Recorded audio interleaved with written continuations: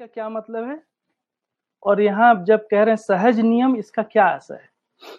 तो बाबा जी यहाँ मानव के व्यवहार को वर्णन करने जा रहे हैं। एक तो दिखता है कि जो व्यवहार है वो केवल और केवल मानव में ही होता है, क्योंकि व्यवहार के लिए विचार जरूरी है। जैसे पशु पक्षी हैं, जानवर हैं, जानवर बच्चे देते हैं, है ना, उसको पालते पोसते हैं, और ऐसा दिखता है कि वो भी एक व्यवहार कर रहे हैं ना। आम बोलचाल की भाषा में कहते हैं पशु भी एक व्यवहार करते हैं। यहाँ ये समझ में आना चाहिए कि जानवर कभी भी मेरी माँ है, पिताजी हैं, दादा है, दादी है, चाचा है, ताई है, इस तरह से संबंध नहीं बनाते। उनका जो सारा संबंध है वो बायोलॉजिकल है, जबकि यहाँ पे पूरा का पूरा साइकोलॉजिकल है, विचार से चल रहा है। तो व्यवहार केवल और केवल मानव में होता है। और जो व्यवहार सहज नियम, सहज का मतलब है जो अस्तित्व सहज है, व्यवस्था सहज है, मानव सहज है, परिवार सहज है, इसमें कोई आर्टिफिशियलिटी नहीं है, बनावट नहीं है। इसमें अस्तित्व का ऐसा डिजाइन है, जैसा अस्तित्व में मानव के व्यवहार का डिजाइन है, उस व्यवहार के नियम को यहाँ बाबा जी बताने जा रहे हैं। ठीक है, तो पहली अनुभूति है मानव व्यवहार में परिवर्तनशील है। मानव के जागृत, स्वप्न तथा सुसुप्तावस्था के समस्त व्यवहार में चैतन्य का रहना अनिवार्य है। तो पहले बात तो बहुत क्लियर है कि मानव व्यवहार में परिवर्तनशील है। सिंपल से आशा है कि मानव व्यवहार में परिवर्तन है, व्यवहार को प्रमाणित करना चाहता है। वो उसके अंदर प्रमाणित करने की प्रवृत्तियां हैं। किसको प्रमाणित करने की? व्यवहार की। बाबा जी उसके आगे लिख रहे हैं मानव के जागृत, स्वप्न तथा सुसुप्तावस्था के। अब एक बात आती है कि जागृति में तो व्यवहार हमको समझ में आता है कि हम बोलते हैं और हम कुछ काम करते हैं, हम व्यवहार करते हैं, लेकिन स्वप्न और सुसुप्तावस्था में व्यवहार क्या होता है? तो ये जो व्यवहार है, व्यवहार के केवल बाह्य रूप नहीं है, बल्कि व्यवहार का एक मानसिक लेवल भी है। हम अपने मन में, अपने जीवन के अंदर जो हमारी वृत्ति है, जिसके अंदर हम विचार कर रहे हैं, उसके अंदर कोई एक मूल्यांकन करते हैं अपने बारे में और दूसरे मानव के बारे में। ये जो मूल्यांकन है स्वयं के बारे में और दूसरे के बारे में, वहां से व्यवहार की शुरुआत है। उस मूल्यांकन का दो आधार है, एक तो प्रिय हित लाभ, दूसरा है न्याय धर्म सत्य। हम देखते हैं कि जागृत अवस्था में बहुत विजिबल है व्यवहार दिखता है। जब हम स्वप्न रहता है, जैसे मान लो हम स्वप्न है और उस समय हम सोच रहे हैं मानव के बारे में। मान लो मैं इंडिया में हूं तो सोच रहा हूं भाई कि जो हिंदू है या मुसलमान है, या इस आदमी के बारे में, उस आदमी के बारे में। तो स्वप्न में भी हमको दिखता है कि हमारे विचार चलते रहते हैं। वो ऐसी कल्पनाएं हैं जो प्रमाणित नहीं हो रही है, लेकिन मानव के बारे में कोई हमारा निष्कर्ष है और हम वैसा सोचते हैं। हमको ये भी दिखता है कि उस सोचने का हमारे ऊपर प्रभाव भी पड़ता है। कई बार हमको पसीने भी आ जाते हैं, हमको अंदर से काफी बौखलाहट हो जाती है। अभी जैसे कोरोना वायरस चल रहा है, उस समय भी बहुत लोग सोच रहे होंगे कि हम कैसे मानव के लिए हम क्या कर सकते हैं, नहीं कर सकते हैं। और इसी के साथ साथ जब हम सुसुप्तावस्था में, हम जब गहरी नींद में होते हैं, सो रहे होते हैं। एक बार बाबा जी से पूछा गया कि बाबा जी आप सो रहे होते हैं तो क्या कर रहे होते हैं? तो आंसर था कि उस समय भी वो चिंतन कर रहे होते हैं। तो व्यवहार वो तब भी कर रहे हैं क्योंकि मानवीयता कैसे प्रमाणित होगी, परंपरा कैसे बनेगी, शिक्षा का क्या होगा, किससे मिलना है, किससे नहीं मिलना है, किनको क्या करना है, नहीं करना है, ऐसा उस समय वो उनका चिंतन चल रहा है। तो जो एक स्थूल रूप में मानव का संबंध है, बाह्य रूप में, बाहरी दुनिया में जो हमको दिखाई देता है जागृत अवस्था में, उसका जो सूक्ष्म लेवल पे देखेंगे तो उस समय भी वो व्यवहार चल रहा है जब हम सोए हैं या स्वप्न में चल रहा है। और इन सारी परिस्थितियों में, चाहे आदमी जागृत हो या स्वप्न में हो या सुसुप्तावस्था में हो, उसमें चैतन्य का रहना अनिवार्य है। जो व्यवहार है वो चैतन्य इकाई के द्वारा हो रहा है, और वो जब भी व्यवहार हो रहा है चैतन्य का वहां होना अनिवार्य है, ऐसा इस लाइन में बता रहे हैं। और फिर अगले लाइन अनुभूति में कह रहे हैं चैतन्य आशा, विचार, इच्छा, संकल्प एवं अस्तित्व की स्वीकृति के साथ इन पांचों क्रियाओं सहित गठित इकाई की चैतन्य संज्ञा है। ये तो लगभग क्लियर है। उसके बाद बाबा जी कह रहे हैं यहाँ पे, चैतन्य पक्ष के अर्थात जीवन के विकास और जागृति का कारण संस्कार, गुण व स्वभाव है। तो ये एक दूसरी अनुभूति आ गई। उसमें कह रहे हैं कि जो चैतन्य के अंदर, चैतन्य पक्ष में जो जीवन का विकास है और जागृति है, वो 3 बातों पे निर्भर करती है। उसका कारण क्या है? पहला, एक तो संस्कार है, दूसरा है गुण और तीसरा है स्वभाव। तो संस्कार क्या है? जो सच्चाई है, जो सहस्तित्व के अनुरूप जो बाबा जी ने सच्चाई देखा, उसको स्वीकार कर लेना, बुद्धि उसको स्वीकारती है। एक तो ये कारण है। दूसरा कह रहे हैं गुण। गुण क्या है?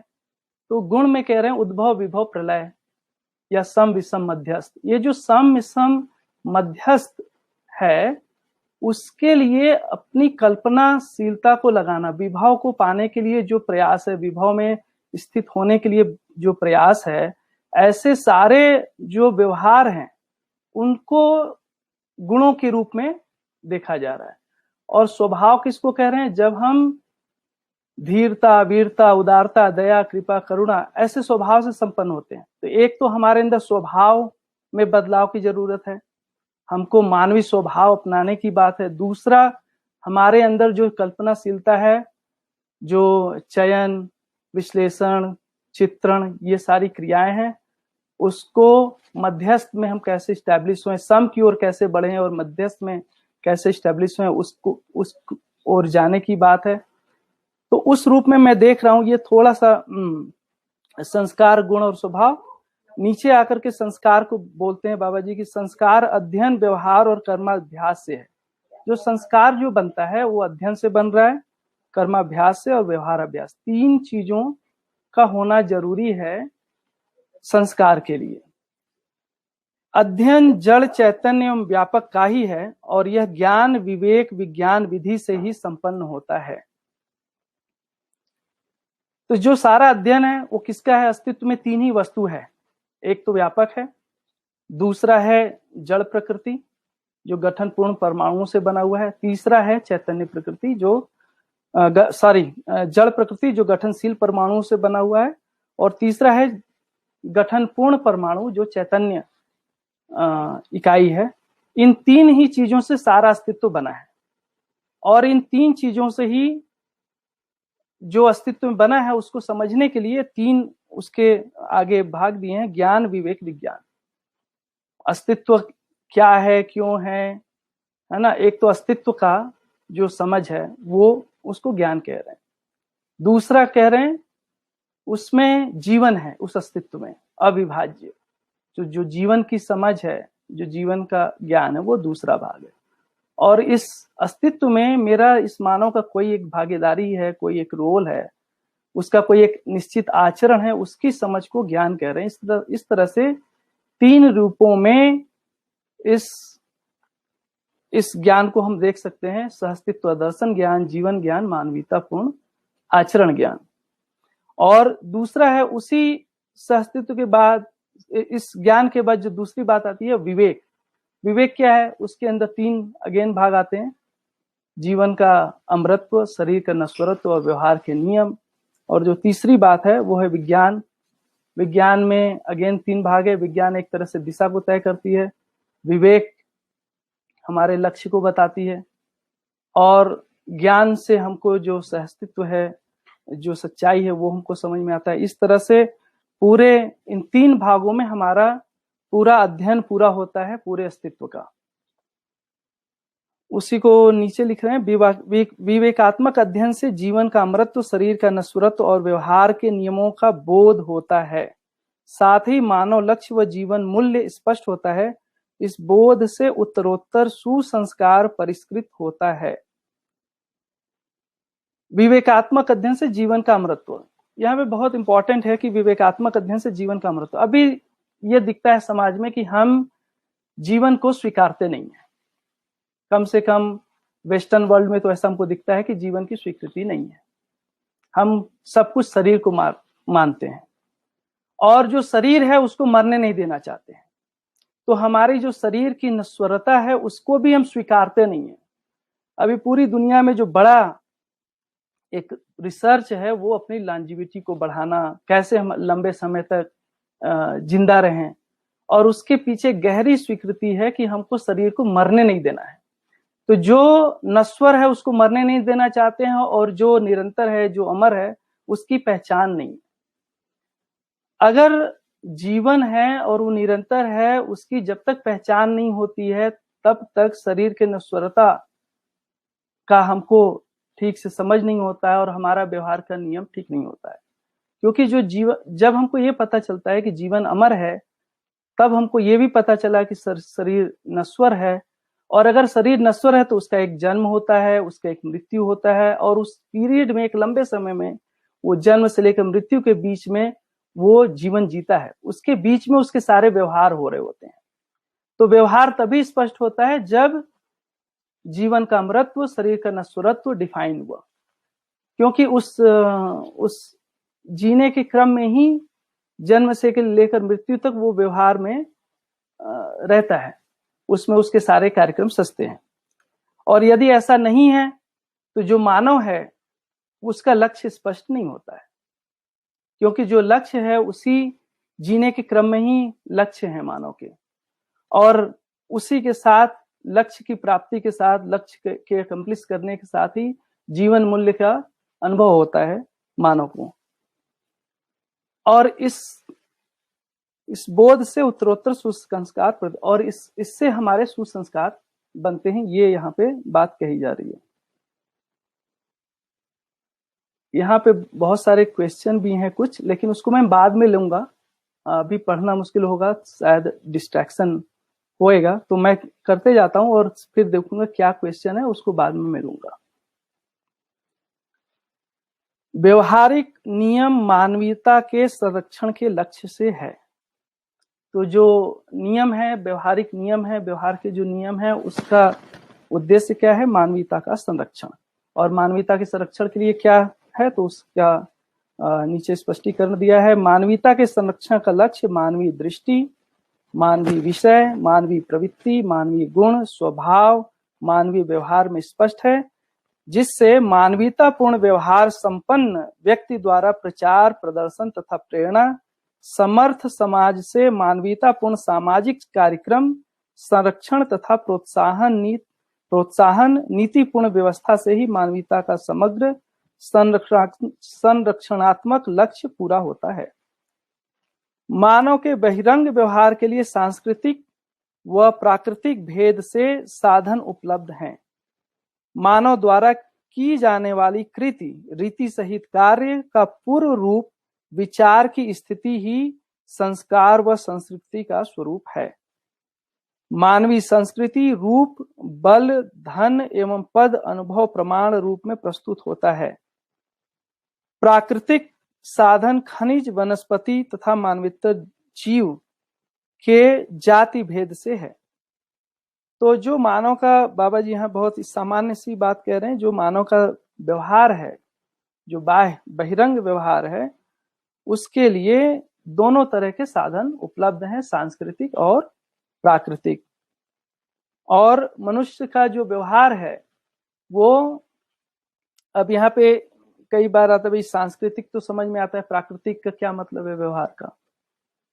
तो जो भी मानव कर रहा है, अगर उससे मानव के ऊपर फर्क पड़ता है, जैसे मान लो हमने एक पेड़ लगाया है ना, और उस पेड़ लगाने से उसका कोई प्रभाव मानव के जीवन में पड़ता है, तो वो भी एक मानव के व्यवहार का ही हिस्सा हुआ।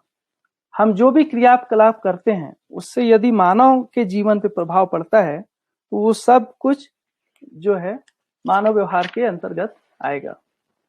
ठीक है।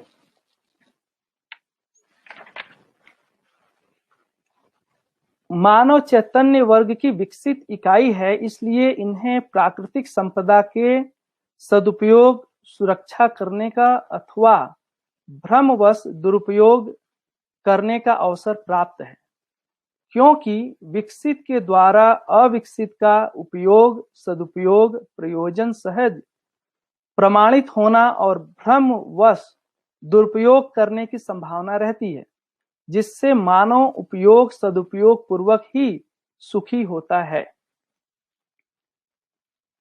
प्राकृतिक संपदा का सदुपयोग से अथवा दुरुपयोग से ऋतु संतुलन अथवा असंतुलन सिद्ध होता है। हर भूमि पर पाए जाने वाला ऋतुमान, शीतमान, तापमान, वर्षामान उस भूमि पर स्थित खनिज एवं वनस्पति के अनुपात पर निर्भर करता है, जिसका निर्णय परीक्षण एवं संरक्षण पूर्वक गणित से सिद्ध होता है।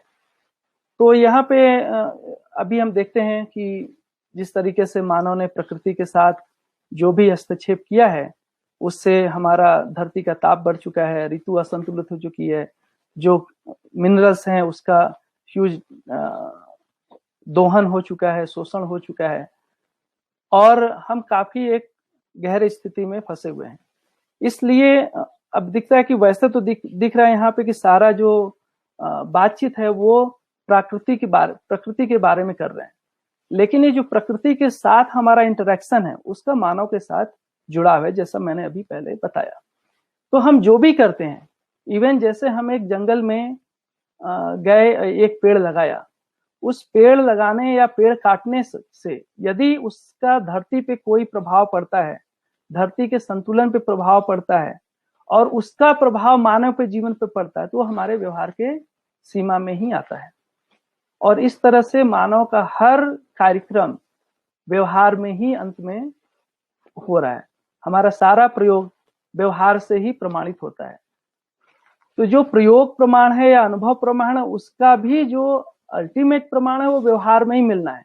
यदि हमने व्यवहार में ठीक किया तो ठीक, और यदि व्यवहार में प्रमाणित नहीं हुआ तो उसको सफल नहीं माना जाएगा। उदाहरण के रूप में जैसे मान लो एक आदमी न्यूक्लियर वेपन बनाया, हो सकता है प्रयोग किया हो और प्रयोग में सफल हुआ, लेकिन उससे मानव के बीच में क्या हुआ, यदि वो ठीक नहीं हुआ तो फिर वो व्यवहार सही नहीं है, वो प्रयोग भी सफल नहीं है, क्योंकि वो अंत में उस प्रयोग को व्यवहार में सफल होना है। और अभी तक जो मानव का व्यवहार हुआ, मानव ने ऐसा चाहा नहीं, परंतु जो भी भ्रम में अज्ञानतावश जो भी व्यवहार किया, उसका जो फल आया है वो मानव के लिए रहने योग्य अभी जगह नहीं बची है। इसलिए सोचने का मुद्दा है कि अभी हमको क्या करना है। तो यदि हमको धरती पे संतुलन लाना है तो कह रहे हैं कि इसमें एक तो खनिज, दूसरा वनस्पति, वन, इसका संतुलन बहुत जरूरी है। और साथ में हमारा किस तरीके से हम उसका सदुपयोग करते हैं, वस्तुओं का, है ना, उपयोग, सदुपयोग, प्रयोजनशीलता किस तरीके से करते हैं, वो भी एक महत्वपूर्ण भाग है हमारे व्यवहार का। इसके बाद है सामाजिक संतुलन अथवा असंतुलन। स्वधन, परधन, स्वनारी, परनारी तथा दया, द्वेष युक्त विचार सहित किए गए व्यवहार से सिद्ध होता है। तो इसके पहले अभी प्राकृतिक संतुलन की बात की है, अब यहाँ पे सामाजिक संतुलन की बात कर रहे हैं। तो जो सामाजिक संतुलन है वो सामाजिक नियमों पे निर्भर करता है। यदि हमारा जो चरित्र है, जो हमारा, अगर हम सामाजिक नियमों का पालन कर रहे हैं तो सामाजिक संतुलन है, और नहीं तो सामाजिक असंतुलन है। और कह रहे हैं कि जो समाज का संतुलन असंतुलन है वो इन 3 मुद्दों पे तय होता है। और नीचे स्वधन की परिभाषा बाबा जी लिखते हैं कि प्रतिफल, पारितोषिक तथा पुरस्कार के रूप में प्राप्त धन स्वधन, अन्यथा परधन संज्ञा है। स्वनारी, स्वपुरुष भौगोलिक स्थिति के अनुसार समाज निर्णित निर्णय के अनुसार ही स्वनारी तथा स्वपुरुष संज्ञा है, अन्यथा पर नारी पर पुरुष संज्ञा है। तो स्वनारी स्वपुरुष में 2 महत्वपूर्ण और पॉइंट याद दिलाए यहाँ पे। एक तो है भौगोलिक स्थिति और दूसरा है समाज निर्णित निर्णय। इन दोनों के साथ ही स्वपुरुष स्वनारी डिफाइंड है। और तीसरा उसके अंदर परिभाषा है दया की, जिसके अंदर लिखा है दूसरों के विकास के लिए यथा संभव सहायक होना तथा उनके विकास में हस्तक्षेप न करना ही दया है। इसके विपरीत में आचरण की द्वेष संज्ञा है। मेरे ख्याल से ये बहुत ही सामान्य है, क्लियर है, और आगे बढ़ता हूं मैं। जन्म सिद्ध अधिकार, प्रदत्त अधिकार तथा समयोचित अधिकार भेद से मानव कर्तव्य पालन के लिए अधिकार प्राप्त करता है। जन्म सिद्ध अधिकार संबंध के अर्थ में, प्रदत्त अधिकार व्यवस्थागत सीमा के अर्थ में तथा समयोचित अधिकार संपर्क के अर्थ में है। तो 3 रूपों से यहाँ पे अधिकार है ना वर्णित है। एक तो है जन्म सिद्ध अधिकार जो हमारे संबंधों में है, दूसरा है प्रदत्त अधिकार जहां जो व्यवस्था की सीमा में आ रहा है, और तीसरा है समयोचित अधिकार जो संपर्क सीमा में है। और नीचे वो अब आगे जाकर डिफाइन भी करते हैं बाबा जी, उसको हम अभी पढ़ते हैं। संबंध माता पिता एवं पुत्र पुत्री, भाई बहन, पति पत्नी, साथी सहयोगी, गुरु शिष्य तथा मित्र तथा व्यवस्था संबंध के रूप में है। तो इस तरह से 7 संबंधों की बात है, और इसी में सातों संबंध में हमारे अधिकार जो जन्म सिद्ध अधिकार हैं वो डिफाइन हो रहे हैं।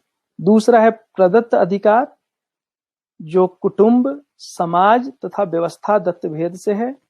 कुटुंब दत्त अधिकार कुटुंब में कर्तव्यों, दायित्वों के पालन, चरित्र संरक्षण, प्राण पोषण व अर्थोपार्जन के लक्ष्य भेद से है। तो ये भी लगभग बहुत ही क्लियर है यहाँ पे। समाज दत्त अधिकार समाज दत्त कर्तव्यों के पालन, गरिमापूर्ण व्यक्तित्व एवं सार्थक शास्त्र प्रचार तथा सिद्धांतों के शोध के आशय भेद से है। तो जो समाज दत्त अधिकार है वो कर्तव्यों के पालन, गरिमापूर्ण व्यक्तित्व एवं सार्थक शास्त्र प्रचार, जो हमारा वांग्मय है, दर्शन है ना, उसके प्रचार तथा सिद्धांतों के शोध के आशय भेद से है। व्यवस्था दत्त अधिकार व्यवस्था दत्त कर्तव्यों का पालन, शास्त्र सिद्धांतों का कुशलता, निपुणता, पांडित्य पूर्वक अध्ययन, व्यवहार व कर्माभ्यास में परिपूर्णता और अधिकार पूर्ण व्यक्तित्व पर निर्भर करता है, जिससे सफलता है, अन्यथा में असफलता है। तो ये भी लगभग बहुत ही क्लियर है इसके अंदर। मैं वहीं पे बात रखूंगा जहां मुझे लग रहा है कि बोलने लायक है, जहां बिल्कुल लग रहा है सामान्य और सिंपल है, उसको मैं आगे बढ़ जाऊंगा। समयोचित अधिकार समय व समीचीन मिलन के अनुसार व्यवहार में संपन्न होता है। मानव मात्र में सुख की आशा अपरिवर्तनीय है, जिसकी अपेक्षा में ही चेतना विकास, मूल्य शिक्षा से विधि और निषेध स्वीकार होता है। तो मानव जो है उसके अंदर सुख की आशा है, और यह सुख की आशा अपरिवर्तनीय है, और इस सुख की आशा के पूर्ति का जो एकमात्र रास्ता है, साधन है, वो है चेतना विकास मूल्य शिक्षा। तो बेसिकली जब हम सुख कह रहे हैं, जिसको हम मानव धर्म के रूप में पहचानते हैं, वो शिक्षा के द्वारा ही सुख हमको सुलभ होता है। और कौन सी शिक्षा? मूल्य शिक्षा, जिससे चेतना का विकास होता है। चेतना के विकास के बगैर शिक्षा की सफलता नहीं है। सुख एवं दुख वैयक्तिक, कौटुंबिक, सामाजिक, राष्ट्रीय एवं अंतरराष्ट्रीय व्यवहार नीति पर ही आधारित है। तो जो मानव का व्यवहार है वो 5 स्थितियों में मानव व्यवहार करता है। पहला स्थिति है व्यक्ति के रूप में, दूसरा है परिवार के रूप में, तीसरा है समाज के रूप में, राष्ट्र के रूप में, और अंतरराष्ट्र के रूप में। तो जो हम व्यक्ति की बात कर रहे हैं तो बेसिकली वहां पे अपने स्वयं की बात कर रहे हैं। जब हम परिवार की बात कर रहे हैं तो मानव के संबंध की बात कर रहे हैं। जब हम समाज की बात कर रहे हैं तो परिवार और परिवार के संबंध की बात कर रहे हैं। जब हम राष्ट्र की बात कर रहे हैं तो एक मानव का जो व्यवस्था से संबंध है उसकी बात कर रहे हैं। और जब अंतरराष्ट्र की बात कर रहे हैं तो इस पूरे मानव का पूरी प्रकृति के जो साथ संबंध है उसको हम उसकी बात कर रहे हैं। और हम किसी भी समय में, जैसे आज कोरोना वायरस फैला है, तो ये दिखता है कि हम समाज के बारे में सोच रहे हैं, या फिर धरती बीमार है, धरती पे तापग्रस्त है तो हम धरती के बारे में सोच रहे हैं, है ना। या फिर जिस तरीके से हमारी आर्थिक व्यवस्था, राजनीतिक व्यवस्था, है ना, अमेरिका में क्या हो रहा है, वहां पे कौन राष्ट्रपति चुना गया, नहीं चुना गया, इससे हम प्रभावित होते हैं। तो ये दिखता है, या हमारे परिवार में हो रहा है, या स्वयं के बारे में हो रहा है, तो ये दिखता है कि हम किसी भी गिवन समय में हमारा व्यवहार 5 आयामों में है, हम 5 स्थितियों में हमेशा व्यवहार करते हैं। और हमारा जो सुख दुख है इन 5 लेवल पे निर्भर करता है। इसका मतलब है कि यदि मुझे सुखी होना है तो इन 5 लेवल पे हमारा व्यवहार ठीक होना है। यदि इन 5 स्तरों पे हमारा व्यवहार ठीक होता है तो ही व्यवहार की सफलता है, अन्यथा व्यवहार ठीक नहीं है, उसके अंदर कहीं ना कहीं व्यतिरेक है। तो एक व्यक्ति से लेकर परिवार, परिवार से लेकर समाज, समाज से लेकर राष्ट्र, और राष्ट्र से लेकर अंतरराष्ट्र, हर जगह उसके अंदर व्यवहार में सामरस्यता होना है। व्यक्ति के अंदर जो व्यवहार है वो समाधान पूर्वक ही सफल होता है। अगर हम समाधानित हैं तो हम व्यवहार कर पाते हैं ठीक से, और यदि समाधानित नहीं है तो व्यवहार नहीं कर पाते। तो एक व्यक्ति के अंदर जो न्याय, धर्म, सत्य का तुलन है, वहां से सही व्यवहार की बात होती है। परिवार है तो परिवार का जो बनावट है, वो परिवार में जब हम जीते हैं, समाज में हम जीते हैं, तो जब हम सामाजिक नियमों का पालन करते हैं तो ही हम व्यवहार ठीक से कर पाते हैं। यदि हमारे अंदर सामाजिकता उदय नहीं है, हम स्वधन, स्वपुरुष, स्वनारी, दयापूर्ण कार्य व्यवहार में स्थित नहीं है, तो हमारा व्यवहार मानवीयता के सीमा में नहीं हो पाता है। तो इस तरह से 5 लेवल पे यहाँ पे व्यवहार की बात की गई है, और 5 लेवल पे हमारा सुख दुख जुड़ा हुआ है। तो एक मानव को सुखी होने के लिए व्यक्ति से लेकर अंतरराष्ट्र तक पूरा हमको सोचना होगा, और हमारा अपना व्यवहार ऐसा होना चाहिए कि पूरे के साथ एक संगीतमयता, हार्मनी, तालमेल बनाकर हम चल पा रहे हैं, है ना। उसके बाद मानव में व्यवहार रीति के निर्वाह के लिए 6 दृष्टियां पूर्व में वर्णित की गई हैं, जिनमें से मानवीय दृष्टि संपन्न व्यवहार से ही एक से अनेक तक सुखी है। तो यहाँ पे कुछ क्वेश्चन है, उसको मैं खल लेता हूं, है ना। मानव में व्यवहार नीति के निर्वाह के लिए 6 दृष्टियां पूर्ण में वर्णित की गई हैं। तो जब हम व्यवहार करें तो 6 दृष्टियां हैं। 3 दृष्टियां जो अमानवीयता में आता है, प्रिय हित लाभ, और 3 दृष्टियां हैं जो मानवीयता के सीमा में है, जिसको हम कह रहे हैं न्याय, धर्म, सत्य। और इन दृष्टियों के आधार पे हमारा व्यवहार है। तो अल्टीमेट जो व्यवहार है वो हमारा दृष्टि पे निर्भर करता है। यदि दृष्टि में प्रिय हित लाभ है तो अमानवीयता ही उससे प्रकट होना है हर लेवल पे, और यदि न्याय, धर्म, सत्य है तो उससे मानवीयता उदय होना है। और इस रूप में व्यवहार के लिए दृष्टि का होना बहुत जरूरी है, बल्कि व्यवहार मूल रूप से वहीं से संचालित है, हमारा मानव का व्यवहार। भ्रमित मानव कर्म करते समय स्वतंत्र और फल भोगते समय परतंत्र होने के कारण ही अमानवीय दृष्टि से भय व प्रलोभन पूर्वक व्यवहार कार्य करता है, फलतः दुख भोगता है और स्वयं के जागृति को अवरुद्ध करता है। तो यहां कह रहे हैं कि जो भ्रमित मानव है उसके पास कर्म स्वतंत्रता है, परंतु फल की स्वतंत्रता नहीं है, और इसी कारण, है ना, परतंत्र होने का अमानवीय दृष्टि से भय व प्रलोभन पूर्वक व्यवहार करता है। तो जब भी हमारे पास प्रिय हित लाभ या अमानवीय दृष्टि है तो उस व्यवहार का मूल केंद्र है वो या तो भयपूर्वक है या फिर प्रलोभन पूर्वक है। और यदि भय और प्रलोभन है तो मनुष्य का जो अल्टीमेट व्यक्ति से लेकर परिवार से लेकर समाज से लेकर राष्ट्र से लेकर अंतरराष्ट्र तक, यदि हम भय और प्रलोभन से संचालित हैं तो उसका फाइनल रिजल्ट हर लेवल पे आदमी दुखी होगा, जिसको पहले कह रहे हैं कि सुख दुख जो है हर व्यक्ति से लेकर अंतरराष्ट्र तक है, और इससे हमारा जागृति का मार्ग अवरुद्ध होता है।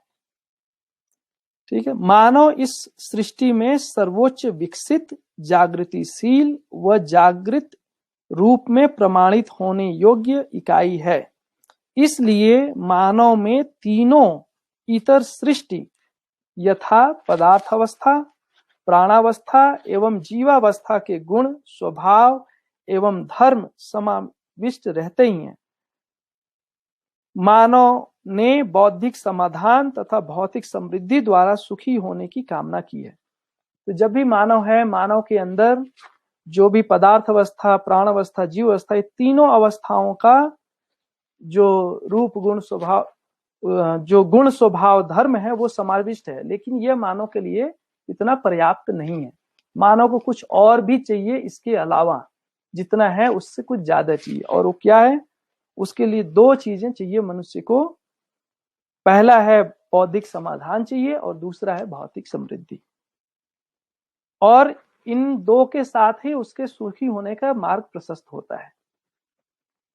भौतिक जो समृद्धि है वो वैज्ञानिक नियमों के अध्ययन और तदनुसार कर्माभ्यास से ही संभव है, तथा बौद्धिक समाधान विवेकपूर्ण नियमों के अध्ययन एवं तदनुसार नियंत्रण से ही संभव है। तो यहाँ पे जो बौद्धिक समाधान है उसके लिए विवेकपूर्ण नियमों के अध्ययन तथा तदनुसार नियंत्रण आवश्यक है, और भौतिक समृद्धि के लिए वैज्ञानिक नियमों के अध्ययन और उसके अनुसार कर्माभ्यास जरूरी है। ये दोनों के साथ ही समाधान और समृद्धि का रास्ता प्रशस्त होता है। स्वस्थ व्यवहार के लिए स्वस्थ शरीर का भी महत्वपूर्ण स्थान है, जो प्राण के विधिवत नियंत्रण से ही है। अब एक नया आयाम इस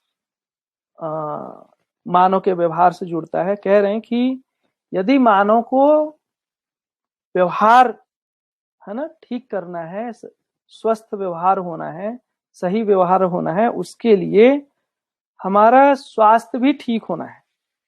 अगर शरीर स्वस्थ नहीं है तो हम व्यवहार को नहीं कर पाएंगे। और इसलिए यहाँ अब आगे जो चर्चा है इसमें शरीर स्वास्थ्य को लेकर काफी बातें आती हैं, और ये हमारा एक महत्वपूर्ण भाग हो जाता है जब हम व्यवहार की बात कर रहे हैं। क्योंकि हम व्यवहार करेंगे, अगर हमको कुछ उत्पादन करना है, उत्पादन के लिए जो भी हमको कार्य करने हैं, sorry it look like is it connected,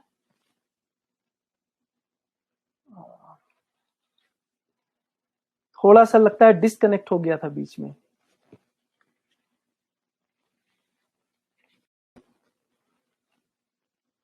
तो आगे मैं पढ़ता हूँ, कुछ क्वेश्चन भी हैं उसको मैं लेता हूँ। बीच में शायद डिस्कनेक्ट हो गया था, लगता है कि अभी हो गया फिर से। अन्न से प्राण पोषण, व्यवसाय से समृद्धि, संयम से अपव्यय का निरोध, वैज्ञानिक समझ से भौतिक दर्शन, विवेकात्मक समझ से बौद्धिक दर्शन, व्यवहारात्मक समझ से समाज दर्शन, अर्थशास्त्र की समझ से व्यवस्था का दर्शन, तथा पूर्ण समाधान से व्यापकता में अनुभूति एवं दर्शन है। पहले पढ़ लेता हूं और फिर हम उसको मैं एक्सप्लेन करता हूं। प्राण एक विशेष वायु है जिससे हृदय क्रिया के लिए प्रेरणा पाता है। वायु एक से अधिक विरल पदार्थों के उत्सव अथवा संघर्ष से उत्पन्न वेग व तरंग सहित पदार्थ राशि है। प्राण के 5 भेद हैं: प्राण, अपान, व्यान, उदान और समान। प्राण वायु शरीर व प्राण कोशा के लिए प्रेरणा पूर्वक बल पोषक, अपान वायु अनावश्यक व बल शोषक, व्यान वायु शरीर के लिए उपयोगात्मक, उदान वायु शरीर के लिए संचलनात्मक, तथा समान वायु शरीर के लिए विकासात्मक है। इन पांचों वायु का संतुलन संबंधित चैतन्य इकाई के विचार, आहार, विहार व व्यवहार की रीति नीति एवं परिस्थिति पर निर्भर करता है। तो अभी किसी ने एक प्रश्न उसमें पूछा था कि वो जो वायु का संतुलन के लिए क्या हमको करना, तो इसमें लिखा है कि वायु के संतुलन के लिए जो विचार है, आहार है, विहार है और व्यवहार है, उसका संतुलन आवश्यक है ना।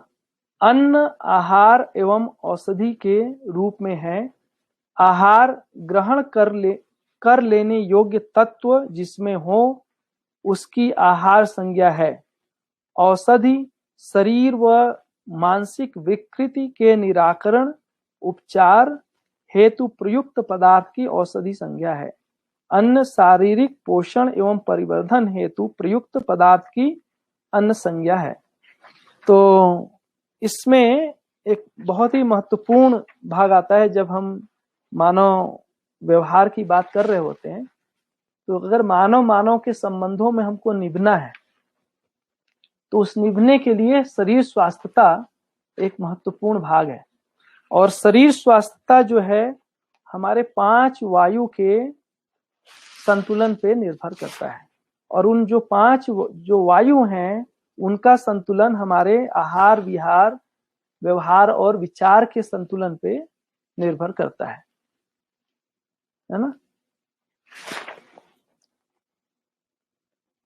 ठीक है।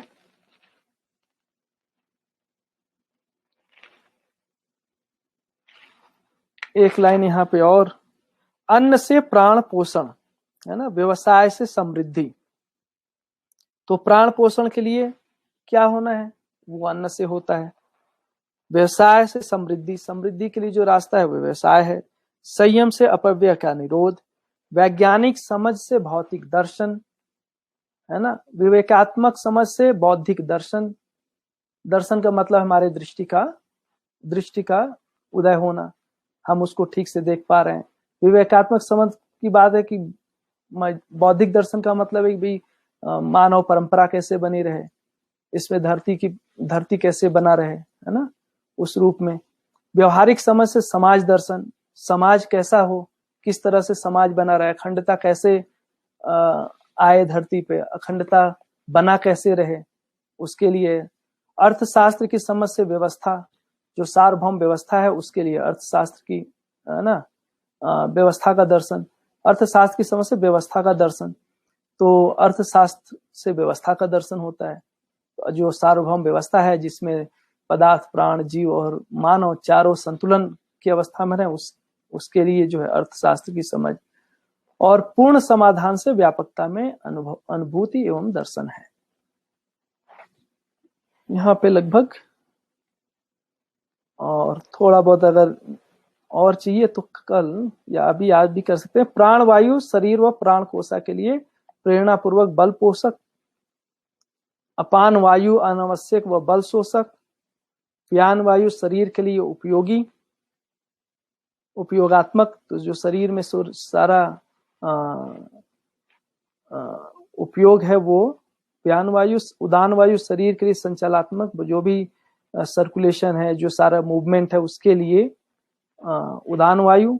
और समान वायु शरीर के लिए विकासात्मक। इन 5 वायु का संतुलन संबंधित चैतन्य इकाई के विचार, आहार, विहार व व्यवहार की रीति नीति एवं परिस्थिति में निर्भर करता है। ठीक है, आगे चलते हैं। इसमें एक जरूर जिस पे चर्चा की जा सकती है, कम से कम आज की आवश्यकता है, वो है आहार।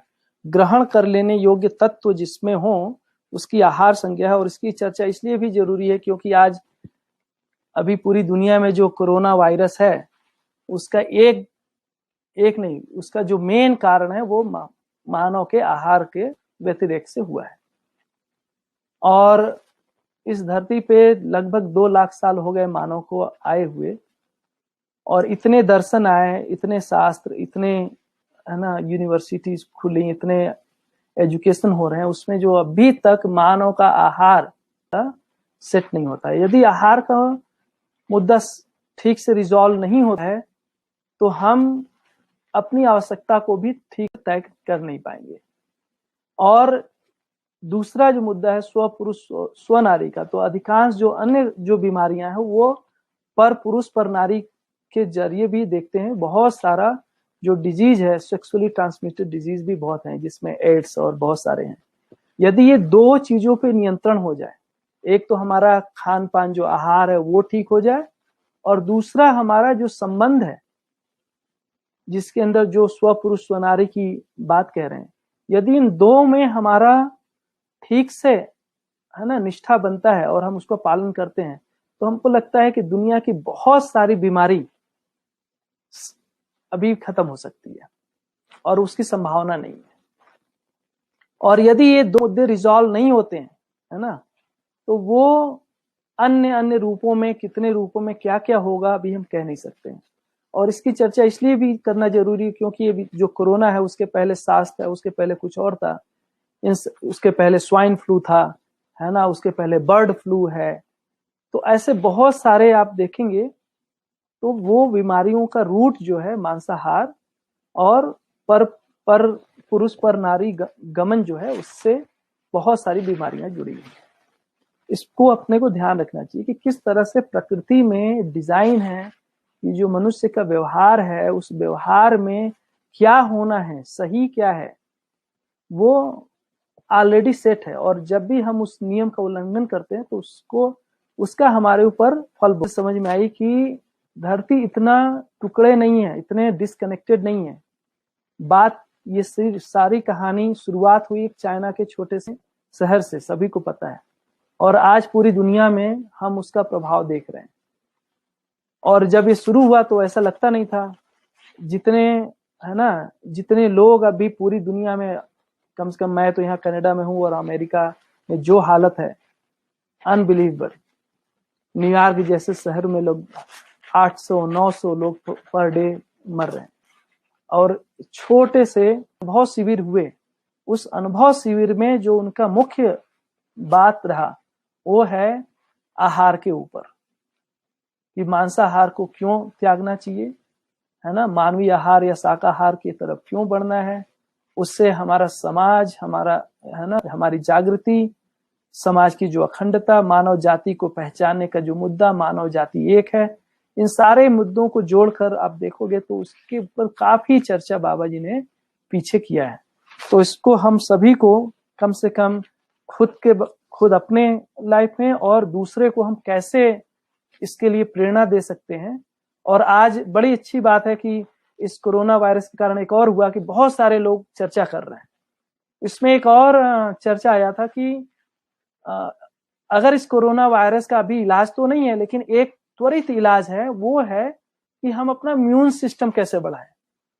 और इम्यून सिस्टम के लिए बहुत सारी बातें कि हमको अच्छी मात्रा में पानी पीना चाहिए, ठीक से रेस्ट करना चाहिए, स्ट्रेसफुल लाइफ नहीं होनी चाहिए। लेकिन उन सब के बाद एक और महत्वपूर्ण बात उसमें इन लोगों ने अभी ट्रेस किया कि जो एनिमल प्रोटीन है, वो एनिमल प्रोटीन से हमारा इम्यूनिटी कम होता है, और जो प्लांट बेस्ड प्रोटीन है उससे हमारा इम्यूनिटी भी बूस्ट होता है। तो उस रूप में भी देखा जाए तो आहार के महत्व को समझा जा सकता है। और इस आहार से हमारा बहुत सारा चीजें, हमारा शरीर का स्वास्थ्य, हमारी जागृति, समाज में व्यवस्था, बीमारियों का खत्म होना, काफी चीजें हो सकती हैं। छोटा सा है, वैसे तो हर मुद्दे पे बाबा जी ने जो लिखा बहुत सारा बात कहा जा सकता है, बट इसको थोड़ा सा आप देखा जा सकता है। आज का वैसे समय तो हो गया, सॉरी आज मैं थोड़ा सा लेट हो गया क्योंकि इंटरनेट की कनेक्टिविटी ठीक नहीं थी, और जिस कमरे में ठीक था वो अभी हमको मिल गया जहां पे सबसे अच्छा चल रहा है। तो मैं देख रहा हूं कि कई सारे शायद इसमें प्रश्न आए थे, जो भी प्रश्न आए हैं उसको मैं लूंगा, है ना। अभी यहाँ पे थोड़ी देर हो रही है, रात के 11 बज रहे हैं,